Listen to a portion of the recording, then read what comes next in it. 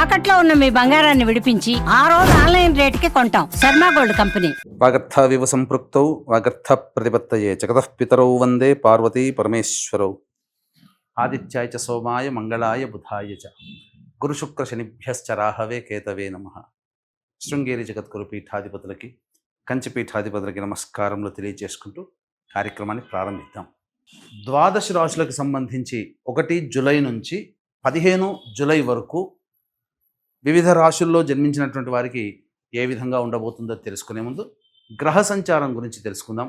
వృషభ రాశిలో శుక్రుడు, అలాగే మిథునంలో రవి గురువు, కర్కాటకంలో బుధుడు, సింహంలో కుజ కేతువు, అలాగే కుంభంలో రాహువు, శని మీనంలో 13 జూలై నుంచి శని వక్రీకరించే స్థితి పొంది ఉంటారు. అయితే ప్రధానంగా గమనించుకున్నట్లయితే చాలామంది ప్రేక్షకుల్లో ఉన్నటువంటి చాలా సందేహాలు, కొన్ని చెప్పినటువంటి విషయాల్లో కొన్ని మాకు ఫలితాలు సరిపోవట్లేవు అని అంటున్నారు. అంటే దీని అర్థము చాలామంది చూసుకునేటువంటిది ఈ సన్ జొడాయిక్ సైన్ ద్వారా చూసుకుంటున్నారు. అంటే ఈ ఉదాహరణకు చెప్తున్నాను, 23 జూలై నుంచి 22 ఆగస్టు మధ్యలో పుట్టినటువంటి వాళ్ళకి లియో సైన్ అని చెప్తారు. కాబట్టి సింహరాశి గురించి చెప్పేటప్పుడు ఆ 22 జూలై నుంచి 23 జూలై నుంచి 22 ఆగస్టు మధ్యలో పుట్టిన వాళ్ళు చూసుకుంటున్నారు. అది తప్పు. మీరు జన్మించినటువంటి జన్మ తేదీని అనుసరించి ఒక నక్షత్రము, ఆ నక్షత్రాన్ని అనుసరించి రాశి ఉంటుంది. ఆ రాశి ప్రకారమే మీరు చూసుకోవాలి. ఇది సరైనటువంటి విధానము. కొంతమంది నామ నక్షత్రం చూసుకుంటున్నారు. ఉదాహరణకి శ్రీనివాస్ అని చెప్పి అనుకున్నాం అనుకోండి, చాలామంది సి అనే అక్షరం ఈ శతభిష నక్షత్రంలో ఉంటుంది కాబట్టి కుంభరాశికి చూసుకుంటున్నారు, తులారాశికి చూసుకోవాలి. కృష్ణవేణి అన్నప్పుడు మిథున రాశి చూసుకుంటున్నారు, అది కూడా తులారాశి, అలా చూసుకోవాలి. కాబట్టి మనం అనేక విధాలుగా ఈ శాస్త్ర ప్రకారము మనకు ముందుకు వెళ్ళినట్లయితే తప్పకుండా ఆ ఫలితాలు అనేటువంటివి మనకు సరిపోతాయని చెప్పవచ్చు. ఇక ఆలస్యం చేయకుండా వివిధ రాశుల వారికి ఈ 1 జూలై నుంచి 15 జూలై వరకు ఏ విధంగా ఉండబోతుంది, ఆదాయ వ్యయాలు, ఖర్చులు, అలాగే పరిస్థితుల అనుకూలత, ఇవన్నీ కూడా క్లుప్తంగా మనం తెలియజేసుకునే ప్రయత్నం చేద్దాం. ద్వాదశ రాశులలో భాగంగా 8వ అయినటువంటి వృశ్చిక రాశిలో జన్మించినటువంటి వారికి జూలై 1వ తారీఖు నుంచి 15వ తారీఖు వరకు ఏ విధంగా ఉండబోతుందో తెలుసుకునే ప్రయత్నం చేద్దాం. ప్రధానంగా ఈ యొక్క వృశ్చిక రాశి వారికి శుక్రగ్రహ సంచారము అనుకూలంగా లేదు. దాంపత్యుల మధ్య లేదా వ్యాపార భాగస్వాముల మధ్య పొరపచ్చాలు వచ్చే అవకాశం ఉంది. కాబట్టి సంయమనం పాటించండి. ఇతరులతో కానీ లేదా మీ పని కోసం ఇతరులతో ఎవరితో కలిసి పని చేస్తున్నా వారితో మీరు ప్రేమపూర్వకంగా మాట్లాడే ప్రయత్నం చేయండి. వివాదాలకి చాలా మటుకు దూరంగా ఉండే ప్రయత్నం చేయండి. అనవసరంగా తగాదాలు వస్తాయి. ముఖ్యంగా స్త్రీలతో మాట్లాడేటప్పుడు జాగ్రత్తలు పాటించండి. ఇక ప్రధానంగా రవి యొక్క సంచార ప్రభావము కూడా అనుకూలముగా లేదు. కావున వృశ్చిక రాశి వారికి కాస్త ఆందోళనకరంగా ఉంటుంది. చేస్తున్నటువంటి వృత్తిలో కానీ, ఉద్యోగంలో కానీ, వ్యాపారంలో కానీ కొంత నష్టములు జరిగే అవకాశం ఉంటుంది. కాబట్టి జాగ్రత్తలు పాటించండి. గురువు కూడా అనుకూలంగా లేడు. ఈ కారణం చేత ధనాన్ని కోల్పోయే అవకాశం ఉంటుంది. లేదా మీ దగ్గర ఉన్నటువంటి ధనాన్ని ఎవరైనా అప్పుగా అడిగితే ఇవ్వకండి, అది మళ్ళీ తిరిగి రాదు. సమయము, గ్రహాలు అనుకూలంగా లేవు. ఇక చూసుకున్నట్లయితే బుధుడు కూడా అనుకూలంగా లేడు. తండ్రి తరపు వారితో విభేదాలు వచ్చే అవకాశం ఉంటుంది. సౌఖ్యము తక్కువగా ఉంటుంది. ఏ పని చేసినా కలిసి రాకపోవడం, ముఖ్యంగా వ్యాపార విస్తరణ లేదా పెట్టుబడులకి ఈ సమయం అనుకూలంగా లేదు. కాబట్టి వృశ్చిక రాశి వారికి జాగ్రత్తలు పాటించండి. బుధుడు కూడా అనుకూలంగా లేడు. ఇక మూలిగే నక్క మీద తాటిపండు పడ్డట్టుగా ఈ కుజకేతువులు కూడా దశమ స్థానంలో సంచార ప్రభావము. ఇది ప్రధానంగా మీకు కోపతాపాల్ని తెచ్చిపెట్టే అవకాశం ఉంటుంది. అనవసరంగా చిన్న విషయానికి కూడా ఎక్కువగా రియాక్ట్ అవ్వడము, తద్వారా చాలా మటుకు సమస్యలు కొని తెచ్చుకుంటారు. ఉద్యోగములో ఈ కుజకేతు గ్రహ సంచార ప్రభావం వలన ఉద్యోగ భద్రత అనేటువంటిది ఉండదు. నిరుద్యోగస్తులు జాగ్రత్తగా ఉండాలి. ప్రయత్నం చేసి ఓడిపోయాము, విసిగిపోయాము అనే ఆలోచనని పక్కపెట్టి ధైర్యముతో ఆత్మవిశ్వాసంతో ముందుండే కాలం మన కోసమే మంచిదిగా ఉన్నదనే భావన చేసుకుంటూ ఉండండి. ఎందుకంటే కాలం కలిసి రానప్పుడు ప్రయత్నం చేసినా విఫలమే. అలాగే చూసుకున్నట్లయితే రాహువు కూడా చతుర్థ స్థానంలో స్థితి పొంది ఉండడం ఇది కూడా అంత యోగదాయకమైనటువంటి పరిస్థితి కాదు. కాబట్టి శని భగవానుడికి చూసుకున్న పంచమ స్థానంలో శని సంచారం చేస్తున్నప్పటికీ కూడా 13వ తారీఖు నుంచి వక్రీకరించినటువంటి శని ప్రభావము చేత, అంటే దాదాపుగా 9వ తారీఖు నుంచి దీని ప్రభావం మొదలవుతుంది. శని కూడాను అర్ధాష్టమ శని ప్రభావాన్ని కలగచేస్తాడు. వృశ్చిక రాశి వారికి అర్ధాష్టమ శని దోషం పోయింది అని అనుకుంటారు. కానీ జూలై 13 నుంచి ఆగస్టు, సెప్టెంబర్, అక్టోబర్, నవంబర్ దాదాపు 4 నెలల పాటు కూడా ఈ శని ఈ యొక్క అర్ధాష్టమ శని ప్రభావాన్ని కూడా కలగచేస్తాడు. ఏతావాత చెప్పొచ్చేది ఏమిటంటే, అసలు ఎటు చూసినా ఈ వృశ్చిక రాశి వారికి ఈ జూలై 1 నుంచి 15వ తారీఖు వరకు గ్రహాలు అనుకూలంగా లేవండి. కాబట్టి జాగ్రత్తలు పాటించండి. ఈ సమయంలో మీ జాతకరీత్యా సమయం అనుకూలంగా లేదు, గోచార రీత్యా. కాబట్టి ఎటువంటి నిర్ణయాలు తీసుకోకపోవడమే చాలా మంచిది. జాతకంలో ఎంతో గొప్ప యోగం ఉంటే తప్ప సాధారణంగా ఉండదు.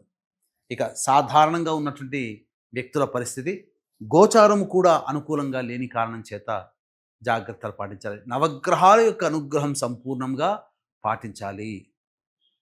ఇక ఈ రాశిలో జన్మించినటువంటి మహిళలు ప్రధానంగా తమ గౌరవాన్ని కోల్పోతారు. మిమ్మల్ని గౌరవించిన చోటే అవమానాలు ఎదుర్కోవాల్సినటువంటి పరిస్థితి ఎదురవుతుంది.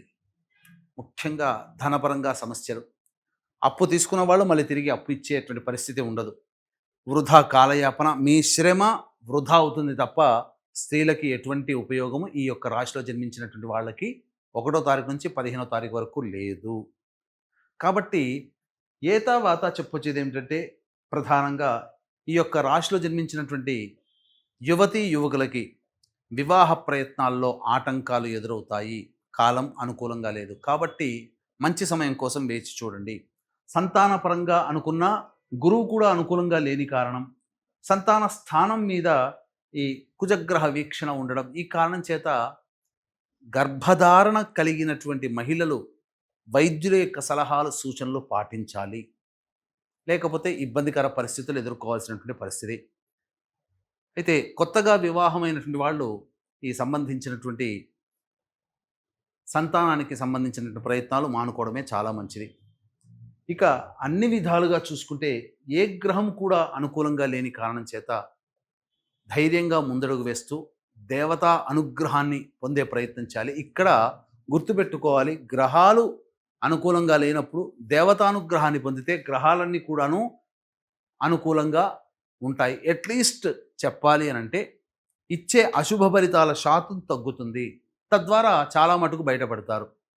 ఈ దైవానుగ్రహాన్ని అందరికీ అందించాలనేటువంటి ఒక సదుద్దేశంతో ఈ ఆషాఢమాసం నవరాత్రుల సందర్భంగా మీ జాతకరీత్యా కలుగు విద్య, వివాహ, ఉద్యోగ, దాంపత్య, అనారోగ్య సమస్యల నివారణకి, అలాగే ఉద్యోగ సమస్యలు, శత్రు సమస్యలు, కోర్టు సమస్యలు, గృహ సమస్యల నివారణకి 9 వారాహి దేవతల యొక్క హోమాలతో పాటుగా మేష, మిథున, కర్కాటక, సింహ, కన్య, వృశ్చిక, ధనస్సు, కుంభ, మీన రాశుల్లో జన్మించినటువంటి వారికి శనిదోష పరిహారార్థమై శనీశ్వర హోమాలు అనేటువంటివి జూలై 5వ తారీఖు రోజున సాయంత్రం 7 గంటలకి ప్రారంభమవుతాయి.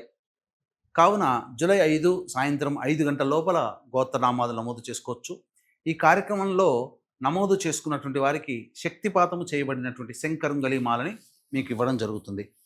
ఇక జూలై 1వ తారీఖు నుంచి 15వ తారీఖు వరకు రోజువారీ కార్యక్రమాల్లో ఏ విధంగా ఉండబోతుందో తెలుసుకుందాం. గ్రహ సంచారం అనుకూలంగా లేదు అని చెప్పాం, కానీ కొన్ని రోజుల్లో కొంత వెసులుబాటు, కొంత తగ్గుదల, ఇబ్బందులు తగ్గుదల అనేటువంటివి ఉంటాయి. అవి ఏంటో తెలుసుకుందాం. 1వ తారీఖు రోజున 2, 3 తారీఖుల్లో చేస్తున్నటువంటి వృత్తి, ఉద్యోగ, వ్యాపారాల్లో కాస్త ఉపశమనం లభిస్తుంది. ధనపరమైనటువంటి సమస్యలు తీరుతాయి. ధనాదాయం ఉంటుంది. సమస్యల్ని పరిష్కరించుకోగలుగుతారు. 4, 5, 6 తేదీలలో వృధా కాలయాపన, అనవసరమైనటువంటి ప్రయాణాలు, ప్రతి ప్రయత్నంలో ఆటంకాలు, నిద్ర పట్టకపోవడము, సరైనటువంటి సమయానికి భోజనం చేయలేకపోవడం, అలాగే పీడకలలు వస్తూ ఉండడము, ఖర్చులు అధికంగా ఉండడం అనేటువంటివి సాధారణంగా జరుగుతాయి. ఇది గుర్తుపెట్టుకోండి. 7, 8 తారీఖుల్లో పెండింగ్లో ఉన్నటువంటి పనులను పూర్తి చేసుకుంటారు. ముఖ్యంగా ఈ సంబంధించినటువంటి విందులు వినోదాల్లో పాల్గొంటారు. పాత మిత్రులను కలుసుకుంటారు. ధనపరమైన సమస్యలు తీర్చుకుంటారు. ఇక 9, 10, 11 తేదీల్లో కుటుంబ సభ్యులతో వాగ్వివాదాలు జరుగుతాయి. అనవసరమైనటువంటి ఖర్చులు పెడతారు. ఎలక్ట్రిక్ వస్తువుల్ని కోల్పోవడం, విలువైనటువంటి బంగారు ఆభరణాలు లాంటివి కోల్పోవడం అనేటువంటి జరుగుతుంది. కాబట్టి జాగ్రత్తలు పాటించండి. ఇంట్లో చోరీకి గురయ్యే అవకాశాలు ఎక్కువగా ఉంటాయి. 12, 13 తేదీల్లో సోదర సోదరిమణుల యొక్క సహాయ సహకారాలతో మీ పనులన్నీ కూడా పూర్తి చేసుకుంటారు. అలాగే రావాల్సినటువంటి రాని బాకీలు కొంత వసూలవుతాయి. ధనాదాయం చాలా చక్కగా ఉంటుందని చెప్పవచ్చు. ఇక 14, 15 తేదీల్లో వాహనాన్ని నడిపేటప్పుడు జాగ్రత్తలు పాటించాలి. మీ ఆరోగ్యం పట్ల శ్రద్ధ వహించాలి. తల్లిగారి ఆరోగ్యం పట్ల కూడా శ్రద్ధ వహించాలి. అలాగే గృహోపకరణాలకి, వాహన మరమ్మతులకి ఎక్కువగా ఖర్చులు చేయాల్సినటువంటి పరిస్థితి వస్తుంది. ఏతావాత చెప్పొచ్చేది ఏమిటంటే 4, 5, 6, 14, 15 తేదీల్లో మీరు ఖర్చుల్ని అదుపులో పెట్టుకోండి. మిగతా అన్ని విషయాల్లో సాధారణంగా ఉంటాయని చెప్పవచ్చు.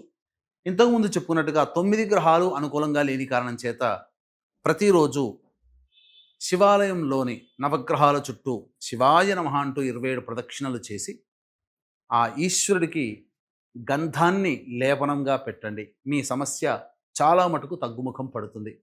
ఇప్పుడు చెప్పినటువంటి సమస్యల కంటే ఇంకా ఎక్కువగా సమస్యలతో మీరు సతమతమవుతున్నట్లయితే దగ్గరలోని మంచి ఉపాసనా పరులైనటువంటి జ్యోతిష్యులను సంప్రదించి వారి సలహాలు సూచనలు పాటించండి. మరింత మెరుగైన జీవితాన్ని పొందుతారని తెలియజేస్తూ సర్వం శ్రీ ఉమామహేశ్వర పరబ్రహ్మార్పణమస్తు.